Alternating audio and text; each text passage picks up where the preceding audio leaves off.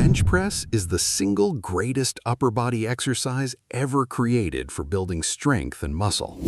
Done correctly, it builds an impressive chest, powerful shoulders, and thick arms that no other movement can replicate. Done incorrectly, it can destroy your shoulders and elbows so severely that you may never bench press again. The difference between those two outcomes comes down to 5 specific steps that most people have never been properly taught. Step 1 is setup, and it determines everything that follows from the very first moment you approach the bench. Grip width is the first decision, and it directly affects which muscles do the work during every single repetition. A narrow grip shifts more work to the triceps, while a wider grip better activates the chest fibers throughout the movement. Going too wide reduces range of motion and increases shoulder injury risk, making the middle ground the optimal target for most people. To find your personal ideal grip width, lie on the bench with arms extended straight up toward the ceiling above you. Pull your elbows back until they form a 90-degree angle, then bring them in until your thumbs align with your lower chest. The distance between your hands in that position is your ideal grip width, and it is specific to your individual body structure. One critical safety warning before wrapping your hands around the bar: never use a suicide grip with your thumb on the same side as your fingers. Always wrap your thumb fully around the bar for a secure grip that prevents the bar from rolling out of your hands. Position your body so your eyes sit directly beneath the bar before unracking, and walk your feet back under your knees. Step 2 is whole body tension, and this is where most people lose significant strength and stability before the set even begins. Push your feet firmly into the floor using your quads and drag your knees outward to engage the glutes simultaneously. Pull your armpits down toward your hips to engage your lats, which creates the stable platform your chest needs to press from. Imagine a band pulling the bar backward as you try to pull it forward to activate the lats before any weight moves. Create a slight arch in your upper back by thinking about opening and extending your chest rather than aggressively arching your lower back. This subtle arch creates a small space between your back and the bench and makes the movement more comfortable on your shoulders. Once your arch is set, point your knuckles toward the ceiling to straighten your wrists and protect them from bending under load. Take a deep breath into your abdomen through your nose and brace your core as hard as if someone were about to punch it. Step 3 is unracking, and this is the moment most people lose all the tension they just worked to create throughout Step 2. Maintain your arch and your full body tension as you push the bar up and off the rack without any relaxation.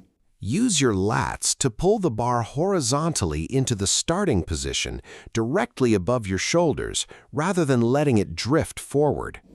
Re-engage the lats by thinking about bending the bar in half, which keeps your upper back tight and your shoulder blades retracted. Step 4 is the descent, and the most critical technical point here is understanding that the bar should never travel straight down. Research comparing novice benchers lifting 225 pounds against elite benchers lifting over 400 pounds revealed a consistent difference. Elite benchers never bring the bar straight down. They guide it down and slightly forward toward the lower chest deliberately.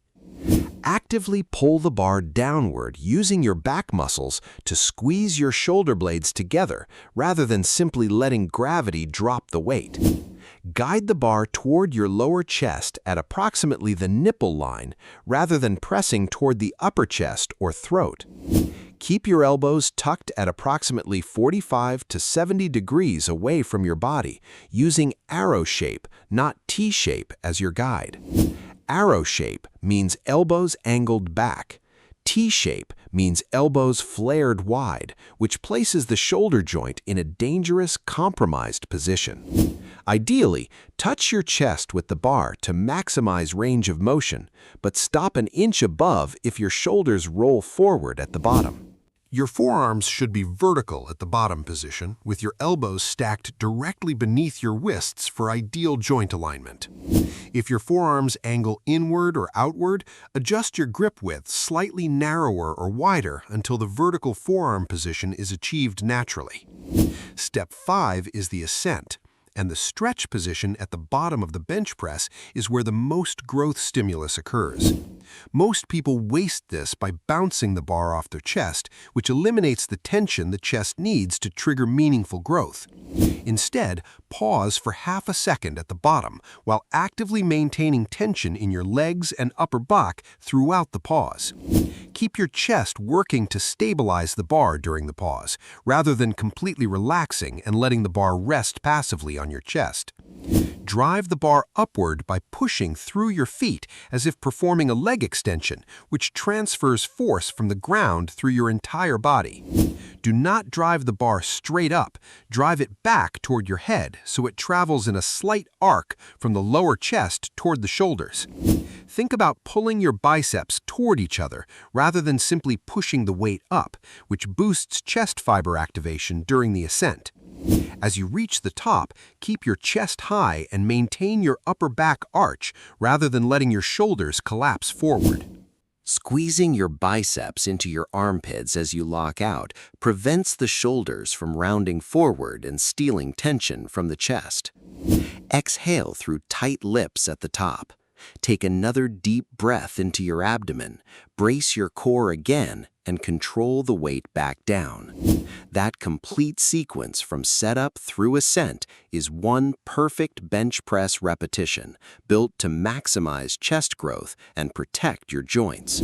Apply all 5 steps consistently, and the bench press will deliver exactly what it promises, which is genuine upper body transformation over time.